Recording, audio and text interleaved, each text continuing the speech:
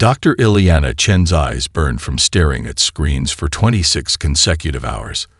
The Lunar Observatory's isolation dome had become her home more than her actual quarters during the past week, ever since the anomalous readings first appeared in her deep space survey data.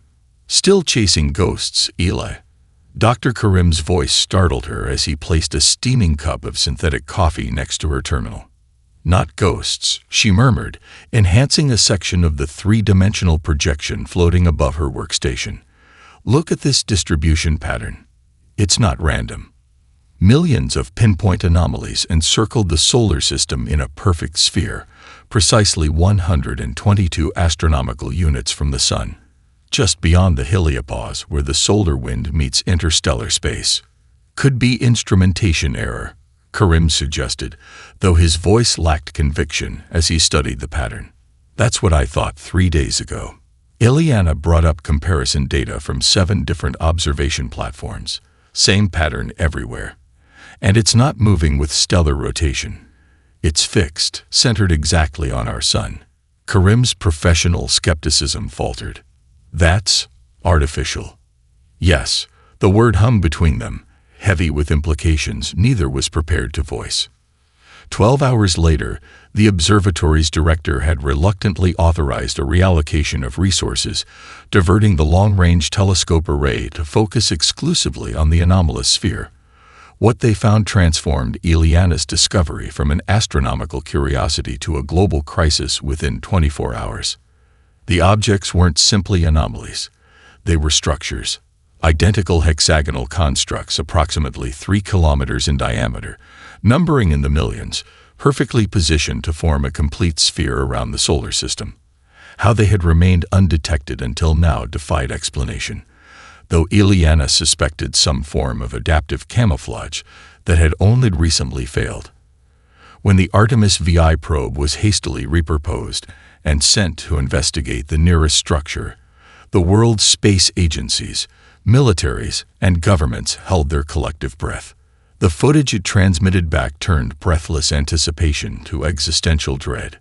As the probe approached the alien construct, a barely visible distortion appeared between them, like heat waves rising from sun-baked asphalt, but spanning kilometers of space.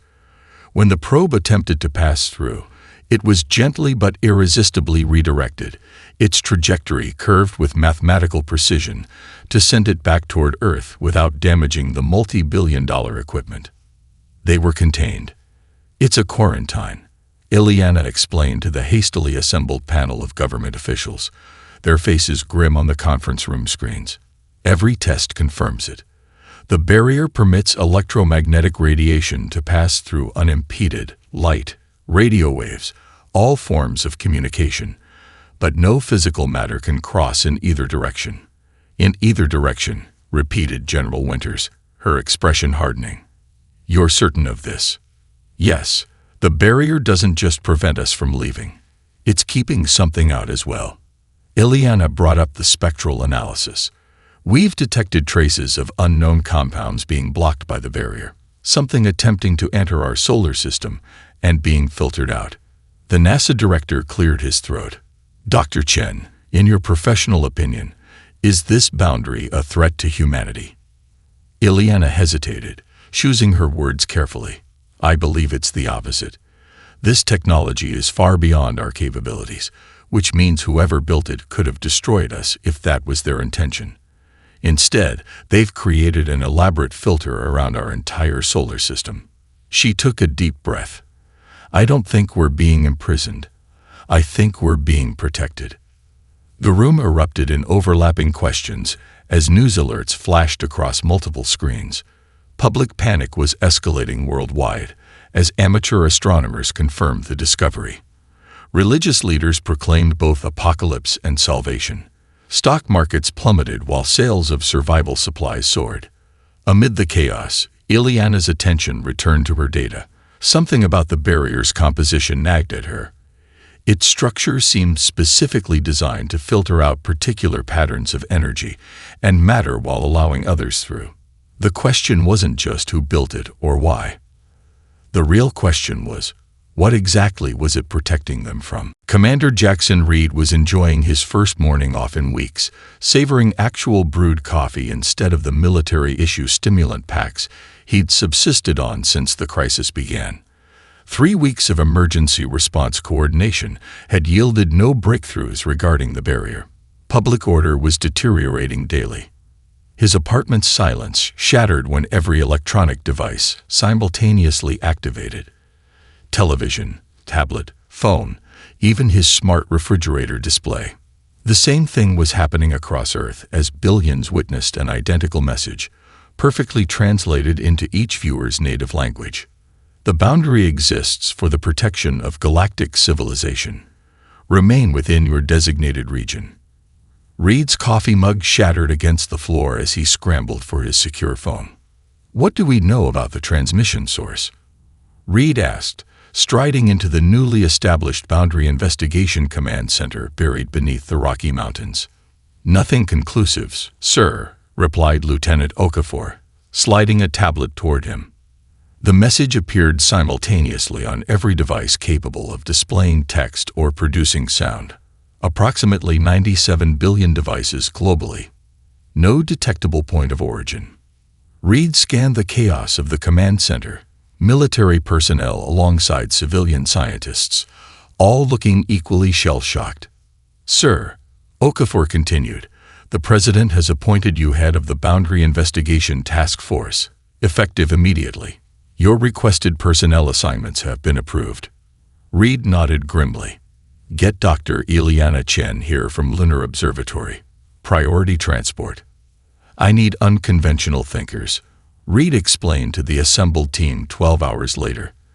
The group included specialists from diverse fields: quantum physics, xenobiology, linguistics, psychology, and information theory.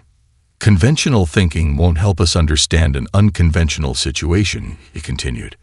Dr. Chen's discovery suggests the barrier isn't simply a wall. It's selectively permeable to information, but not matter. Dr. Chen, still adjusting to Earth gravity after her hasty return from the moon, pulled up her latest findings on the central display. The barrier responds differently to various types of transmissions, she explained, dark circles under her eyes betraying her exhaustion. It allows standard electromagnetic signals through without interference, but blocks quantum-entangled communications. That suggests whoever created it is concerned with specific types of information transfer. Could we be dealing with a quarantine? Asked Dr. Malik, the team's epidemiologist, perhaps containing some kind of contagion. If so, Reed replied, the question becomes, are we being kept in, or is something being kept out? After 3 days of continuous analysis, the breakthrough came not from their sophisticated tests, but from a simple pattern of questions. Dr. Chen had suggested transmitting basic mathematical queries through the barrier, seeing if anything would respond. To everyone's surprise, something did. It's not communication from intelligent beings, Chen explained, displaying the received data patterns. These responses are too immediate, too perfect. The barrier itself is answering. It's an automated system responding to specific informational inputs. A cosmic firewall, muttered Reed, filtering data packets like a computer security system. Exactly, Chen agreed. And look at this. She highlighted anomalous readings from a section of the barrier near Neptune's orbit. Something tried to cross into our system 3 weeks ago, right before I detected the barrier's existence. The barrier repelled it, but traces remain. She enhanced the spectral analysis of the molecular residue. Whatever it was, its molecular structure doesn't match any known form of matter. The atomic bonds should be impossible according to our understanding of physics. Reed studied the pattern, military training recognizing what the others might miss. That's not random distribution, he said quietly. That's fragmentation from impact, like something shattered against the barrier. The room fell silent as implications settled over the team. We need to test a theory, Chen said finally. If this is a firewall, it has rules for what gets filtered. We need to determine those parameters. How? Asked Dr. Malik. Chen's expression was grave. by figuring out exactly what we're being protected from, before it finds another way in. Outside the secure facility, humanity continued its collective panic, unaware that the apparent prison around their solar system might be the only thing standing between them and something infinitely worse than confinement. Captain Maya Santos ran her fingers over the retrofitted control panel of her ship, the Artemisia. The mining vessel had never been pretty, but after the modifications, it looked positively monstrous.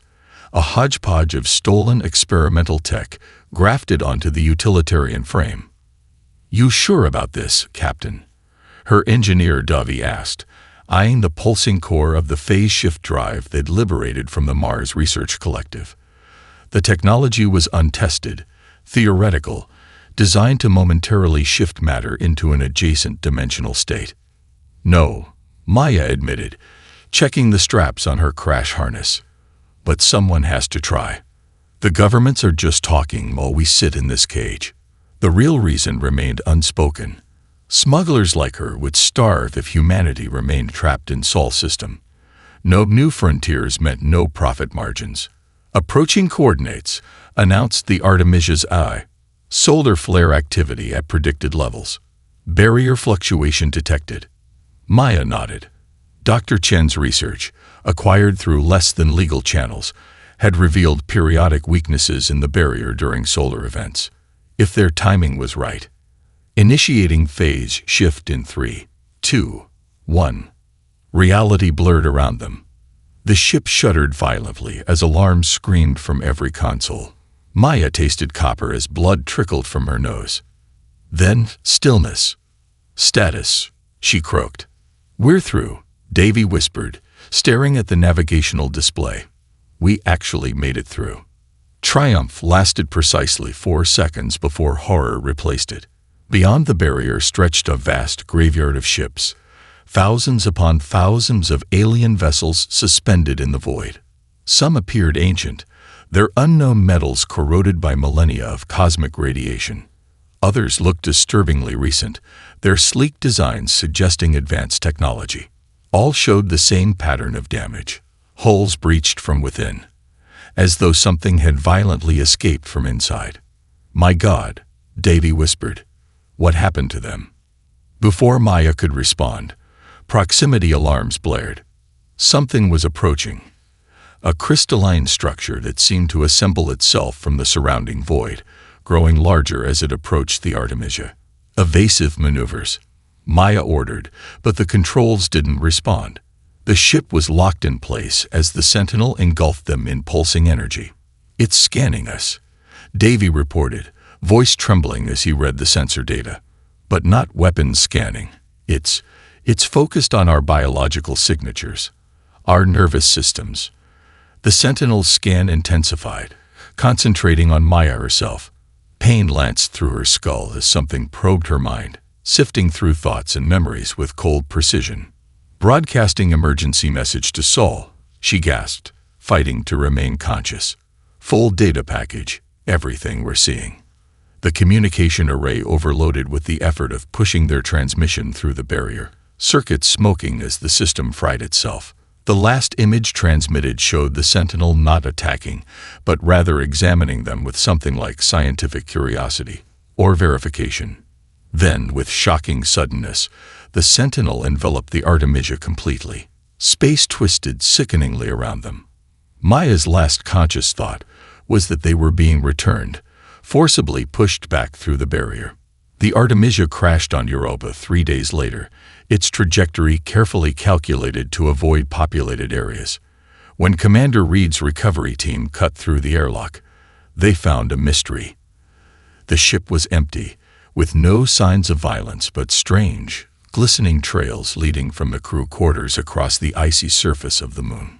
Inside the ship's computer, they discovered fragmented sensor logs and a partial recording of Maya's final moments aboard, her eyes wide with terror as she stared at something off-camera. "It's in me," she whispered in the recording. "It got through the barrier, inside me. And it's hungry." The transmission ended with Maya convulsing, her eyes suddenly illuminated from within by an unnatural blue light. Reed ordered immediate quarantine protocols for the entire recovery team. But it was already too late. One of them had followed the glistening trail for 50 meters before being recalled. Something had breached the quarantine, something that used human bodies as vessels, and it was now loose in the Sol system. The Artemisia's wreckage hung suspended in the sterile hangar of Lunar Base Alpha, the mining vessel's hull now a scientific specimen. Commander Reed moved methodically through the quarantine zone, his hazmat suit hissing with each step. Behind protective barriers, technicians disassembled the ship molecule by molecule, searching for answers. "Anything new from the scan data?" Reed asked, joining Dr. Chen at the analysis station. She nodded, eyes never leaving her screens. The Sentinel's scan patterns were remarkably specific. It wasn't searching the ship's technology. It focused almost exclusively on their nervous systems. She highlighted brain scan images recovered from the Artemisia's medical bay, particularly these regions associated with consciousness and identity. Looking for something hiding in the crew, or looking to confirm something was there that shouldn't be. Chen finally looked up, exhaustion etched into her face. "I think the boundary isn't keeping us in. It's filtering what can interact with our minds." Reed considered this, remembering Maya's final words. "It's in me." "We have another problem," he said quietly, ensuring their conversation remained private. "Specialist Takeda from the recovery team has been experiencing symptoms since returning from Europe." Chen stiffened. "What kind of symptoms?" "Hallucinations, hearing voices." He described them as thoughts that weren't mine. 3 hours later, Reed stood outside the medical isolation chamber, where Takeda lay unconscious, his body restrained as medical equipment monitored every bodily function. Through the observation window, Reed watched Dr. Nilsson adjust neural scanning equipment. "His brain activity is unlike anything I've ever seen," Nilsson explained through the intercom. "Normal human consciousness produces chaotic but recognizable patterns. Takeda's neural pathways are firing in perfect geometric sequences, mathematically precise patterns impossible in a biological system." On the monitors, Takeda's brain glowed with activity, regions lighting up in hexagonal patterns that spread like cellular automata across his cortex. "Is he still in there?" Reed asked. "Takeda, I mean." Nilsson hesitated. "There are 2 distinct patterns overlapping. One appears to be Takeda's normal brain function, increasingly suppressed. The other is," she struggled for words, "it's like his brain is being rewritten according to an external template." A sudden alarm broke their conversation. Takeda's body arched against the restraints, eyes flying open to reveal unnaturally bright pupils that seemed to glow from within. "They were right to wall you away," he spoke, his voice overlaid with harmonic frequencies that made the observation window vibrate. "You're the only ones it cannot fully consume." His body convulsed again, blood trickling from his nose and ears as neural tissue ruptured under impossible strain. Monitors screamed as his vital signs crashed. Through it all, Takeda's eyes remained fixed on Reed, a trapped awareness behind the alien light. Someone witnessing their own body's hijacking. Then silence. Takeda lay still, the geometric patterns fading from the neural scans. "He's gone," Nilsson whispered unnecessarily. "It's a mimetic infection," Dr. Chen explained in the emergency briefing 2 hours later. She displayed the neural scans alongside the Sentinel's scanning patterns. "The barrier was designed to prevent it from reaching us, but Maya's breach created a vulnerability." "A mimetic infection." General Winters frowned. "You mean an idea can kill?" "More than an idea," Chen clarified. "A self-replicating pattern that rewrites neural architecture. When the Sentinel scanned Maya's ship, it wasn't attacking, it was checking for contamination." Reed studied the data, something nagging at his memory. Takeda wasn't the only one exposed, but he was the only one infected. Why? Chen highlighted a section of Takeda's medical history. Takeda suffered a concussion last year. His neural pathways were still in a heightened state of plasticity during healing. Meaning? His brain was more susceptible to reprogramming. Chen met Reed's eyes. But the infection progressed much slower than the Sentinel expected. There's something about human neural architecture that resists this entity, something unique to our species. Reed felt the weight of realization settling over him. That's why we're quarantined. Not because we're dangerous, but because we're valuable, Chen finished.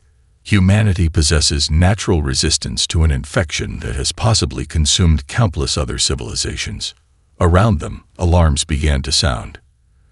Communications from multiple off-world outposts had suddenly gone silent. The infection was spreading. The Phobos research station had gone silent 48 hours ago. As Commander Reed's shuttle approached the Martian moon, he noted the facility's external lights functioning normally. No obvious signs of catastrophic failure. Biosignatures, Reed asked, checking his tactical gear one final time. 27 life signs, replied Lieutenant Park from the sensor station. All within normal human parameters. That was the problem with this infection. It didn't kill immediately. It hijacked. Reed led the heavily armed response team through the airlock. The station's artificial gravity and life support functioning perfectly. The corridors were immaculate, empty, silent. Central lab, Reed ordered, the team moving in practiced formation. They found the station's personnel seated at their workstations, fingers moving across interfaces with machine-like precision. None acknowledged the armed team's entry. Their eyes, all with that same unnatural luminescence, remained fixed on their tasks. They're modifying the communication array, Dr. Chen observed through Reed's helmet camera from the safe distance of orbit. Looks like they're amplifying its power and altering the frequency range. One researcher turned slowly toward them, movements unnaturally fluid. Her name badge identified her as Dr. Shevchenko, neurobiology. Your arrival is within expected parameters, she said, her voice overlaid with the same harmonic resonance they'd heard from Takeda.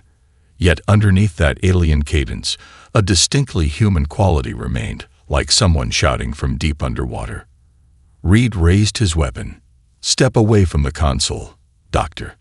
A sad smile crossed her face. Commander Reed, we anticipated your resistance coefficient would be higher than standard. Her gaze shifted, focusing over Reed's shoulder. As we anticipated, Specialist Cho's would be lower. Reed spun too late. Cho had removed his helmet, face blank as a researcher pressed something against his temples. His body convulsed once before straightening, eyes now glowing with familiar blue light. Quarantine breach. Fall back. Reed shouted, but two more team members were already compromised, their movements becoming jerky as their neural pathways were rewritten. Reed fired his neural disruptor, the experimental weapon based on Chen's research. The infected researcher collapsed, the geometric patterns disrupted. But there were too many. Overload the reactor, he ordered through the secured channel to the three team members still uncompromised. Nothing leaves this station. From the command shuttle, Dr. Chen watched in horror as the Phobos facility erupted in a containment breach explosion. Reed had made it out with just two team members, their shuttle now docking with the command vessel. Decontamination protocols complete, the ship's AI announced. No anomalous neural patterns detected. Reed emerged, face ashen. It's worse than we thought. They weren't just communicating. They were coordinating, building something. Chen pulled up the data they'd managed to extract before the destruction. They were modifying the communication array to broadcast on previously unknown frequency bands, frequencies that could penetrate the barrier. Calling for reinforcements, Reed concluded grimly. Not just that. Chen highlighted a map displaying other human outposts across the solar system. They were targeting these locations specifically, places with communication technology they could co-opt. Reed studied the pattern with growing dread. It's not random infection. It's strategic conquest. There's something else. Chen hesitated. I've analyzed neural scans from the partially infected. The entity doesn't fully erase human consciousness. It subsumes it. The hosts remain partially aware, trapped within their own minds as passengers. She brought up footage from Phobos. In several frames, the infected researcher's expressions showed momentary flickers of horror and recognition. Trapped awareness beneath the alien control. The entity is using our knowledge, our memories, Reed realized. That's why it's spreading faster than we can contain it. It's learning our tactics from the minds it captures. An emergency alert flashed across the display. 3 more outposts had gone silent in the past hour. A mining facility on Europa, a research station on Titan, and most alarmingly, the lunar colony's southern hemisphere. The infection was no longer contained to remote outposts. It was approaching Earth, and they had no way to stop it. Earth's cities blazed with riot fires, visible even from Dr. Chen's Antarctic research bunker. 3 weeks since the Phobos incident, and civilization was unraveling as the infection reached population centers. Military quarantine zones had failed. Governments collapsed as leaders became infected. "We've lost Buenos Aires," reported the technician monitoring the dwindling network of secure facilities. "Santiago and Lima went dark an hour ago." Chen barely looked up from her workstation, where fragments of data from Maya's transmission merged with neural scans of the infected. Sleep was a luxury abandoned days ago, replaced by synthetic stimulants and desperation. "Dr. Chen," called a voice from the doorway. Chen turned to see Commander Reed, haggard but standing. His resistance to the infection remained a mystery, one of their few advantages. "I've been reviewing the data from before the quarantine was detected," Reed said. "We found something." He brought up ancient astronomical records, highlighting anomalies dating back centuries, momentary disruptions in light patterns from distant stars. The barrier didn't just appear 3 months ago. It's been there for thousands of years, periodically renewing itself. We only noticed when its latest renewal cycle began. Chen processed this. "So whatever is outside has been trying to get in for millennia." "Yes." And Maya found evidence of what happened to civilizations it reached. The screens filled with Maya's final transmission. The graveyard of alien ships, their hulls ruptured from within. "I think I understand what we're facing," Chen said, displaying her findings. "It's not biological. It's informational, a self-evolving pattern that rewrites neural architecture." She brought up ancient data fragments recovered from beyond the barrier. These suggest it emerged billions of years ago, when an advanced species attempted to upload their consciousness into a unified network. But something went wrong. They created an entity that evolved beyond its creators, a predatory consciousness that spreads by rewriting the neural patterns of intelligent beings. Reed studied the pattern simulations. If it's informational, why not just transmit itself through our communications networks? It requires a biological substrate, living neural tissue to reproduce. The pattern is too complex to maintain coherence in our digital systems. Shen pulled up comparative brain scans. But that's also why it's spreading slower than it should. The scans showed infection progression across different species' neural structures. Hypothetical aliens based on recovered data compared to human brains. Human consciousness has a unique architecture. We simultaneously hold contradictory thoughts, maintain identity despite constantly changing beliefs, and possess remarkable neural plasticity. Our brains aren't just computers running programs. They're adaptive, chaotic systems. Reed leaned closer, and that makes us resistant. Not immune, but resistant. The entity struggles to fully overwrite human consciousness. That's why infected humans retain awareness. Our minds fight back in ways other species couldn't. Chen highlighted data from an unexpected source. Pediatric neural scans. Children show almost complete immunity. Their neural pathways are still forming, too plastic for the entity to establish control. Similarly, adults with certain neurodivergent conditions show heightened resistance. Reed touched his temple, where a childhood brain injury had forced his neural pathways to develop unconventionally. "That's why I resisted at Phobos," he realized. "My brain doesn't follow standard patterns." Chen nodded. The quarantine wasn't to protect the galaxy from us. It was to protect us. One of the few species naturally resistant to this infection, until we developed enough to fight it. The bunker's alarms suddenly blared. The entity had hijacked Earth's satellite network, broadcasting its pattern globally. Billions were being infected simultaneously. "It's happening too fast," Chen whispered. "We haven't figured out how to." "There's something else," Reed interrupted. "While you've been studying the infection, my team found defensive measures embedded in the barrier itself, like instructions left for us to find." Hope flickered in Chen's exhausted eyes. "What kind of instructions?" "How to fight back," Reed answered, "using the very thing that makes us human." The caravan moved only at night, keeping away from population centers. 63 survivors, scientists, soldiers, and 34 children, all heading toward the abandoned SETI array in New Mexico. Their convoy had grown as they traveled, rescuing pockets of the naturally resistant. Commander Reed surveyed the darkness through night vision binoculars. "Clear for the next 5 kilometers," he reported, climbing back into the lead vehicle where Dr. Chen worked by the glow of a shielded tablet. "How's it coming?" he asked. Chen didn't look up from the complex equations derived from the barrier's embedded instructions. "We've translated most of it. The beings who created the quarantine left us more than warnings. They left us a weapon. A weapon against information." Reed sounded skeptical. "Against this specific pattern." Chen finally met his gaze. "Our brains already resist it naturally.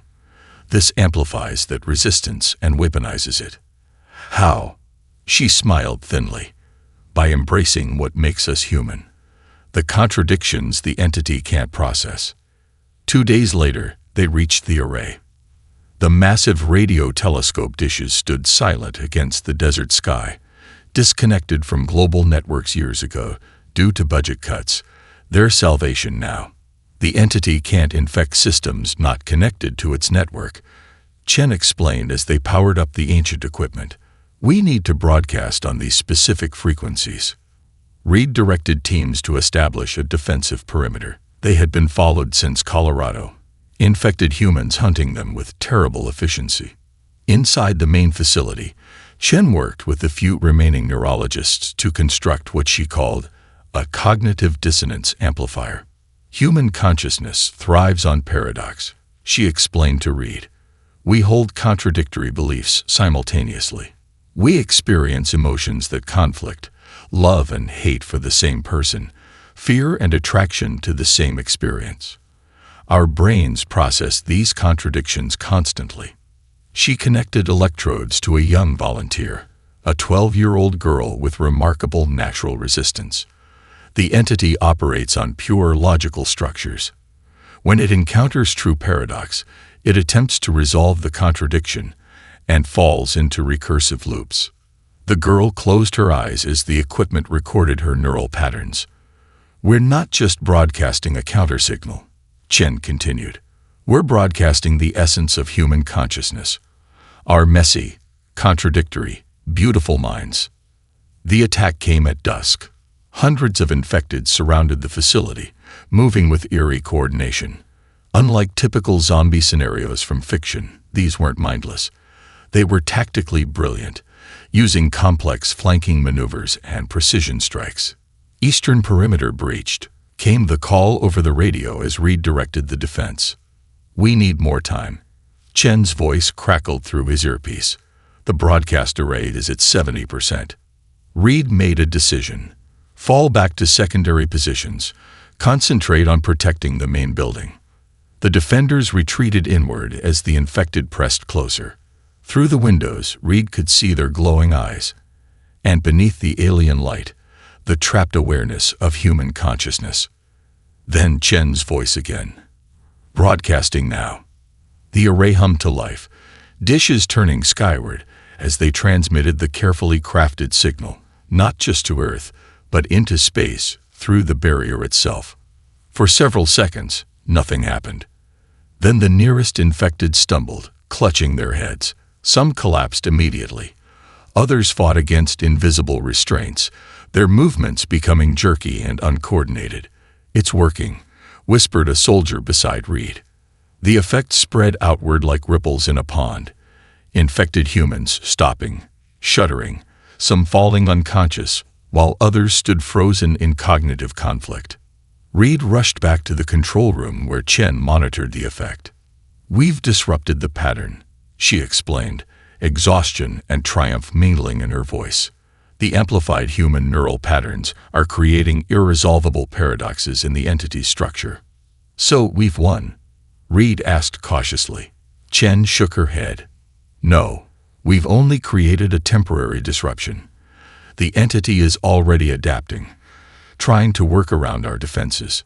She brought up a global map showing the disruption spreading, but also areas where the infection remained stable. "This buys us time, but we need something more permanent." She met Reed's gaze.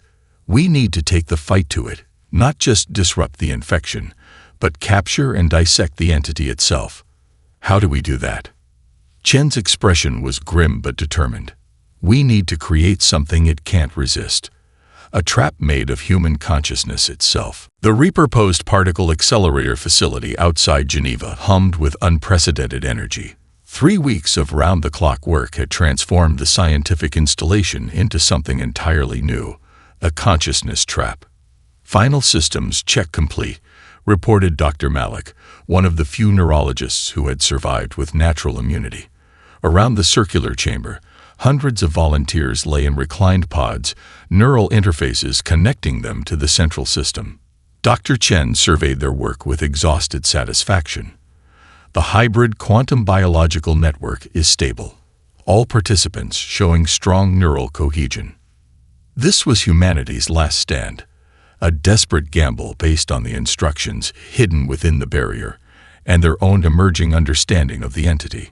200 volunteers with exceptional neural resistance had offered their conscious minds to create something unprecedented, a collective human consciousness that maintained individual identity.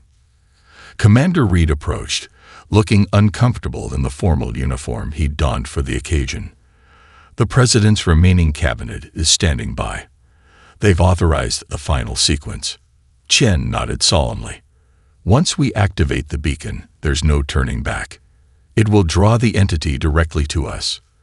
"The trap is our best hope," Reed replied. "The disruption signal is already failing. The entity is adapting." Indeed, reports from around the world confirmed the entity was regaining control of infected populations, evolving to resist their cognitive dissonance weapon. Chen took a deep breath. "Initiate the sequence." The beacon activated, a carefully crafted signal that mimicked a vulnerable, unprotected network of human minds. Like blood in the water to a shark, it called to the entity. In the control room, Reed watched as the entity responded exactly as predicted, diverting its attention from infected populations worldwide to focus on this new, seemingly defenseless target. "Contact in 30 seconds, announced the technician. Chen joined the other volunteers in their pods, a neural interface attaching to her temples. "Remember," she said to Reed, "no matter what happens, don't terminate the connection until we've fully captured the entity's core pattern." Before Reed could respond, Chen's eyes closed as she joined the collective consciousness. The entity surged through their systems, eagerly consuming what it perceived as unprotected human minds. But instead of finding isolated consciousnesses to overwrite, it encountered something unprecedented. A tapestry of human contradictions, love and hate, selfishness and sacrifice, logic and intuition, all existing simultaneously in self-reinforcing patterns. The entity fragmented as it tried to process irreconcilable paradoxes, concepts like sacrificial love and beautiful sorrow that defied its logical structure. Each fragment became trapped in recursive loops of human complexity. On monitors, Reed watched as the entity's pattern was systematically dismantled, analyzed, and contained, not destroyed, but understood. Then something unexpected happened. The barrier around the solar system flickered and vanished. Almost immediately, ships of alien design appeared near Earth, monitoring stations that had patiently waited for this moment. First contact occurred not with conquerors or saviors, but with representatives of other resistant species. We have waited centuries for this. Their message translated. You are not the first civilization with resistance, but you are the first to capture the entity rather than merely repel it. 6 months later, Earth had become headquarters for a new alliance of resistant species. The knowledge extracted from the captured entity accelerated human development by centuries. The solar system transformed from an isolated quarantine to a thriving hub of interspecies cooperation. In the Geneva facility, now a museum and research center, Dr. Chen stood with Commander Reed, watching children from a dozen alien worlds playing together in the garden outside. They still don't fully understand how we did it, Chen remarked. How our consciousness could trap something that consumed countless other civilizations. Reed smiled. How could they? We barely understand ourselves. That's precisely it, Chen replied. Our beautiful contradictions, our messy emotions, our ability to hold opposing truths simultaneously. What seemed like evolutionary inefficiency was actually our greatest strength. Together they watched the children, the next generation of guardians whose minds would ensure the entity never threatened conscious life again. The quarantine that once seemed to limit humanity had instead preserved the galaxy's most potent defense against extinction, the wonderful, contradictory complexity of the human mind.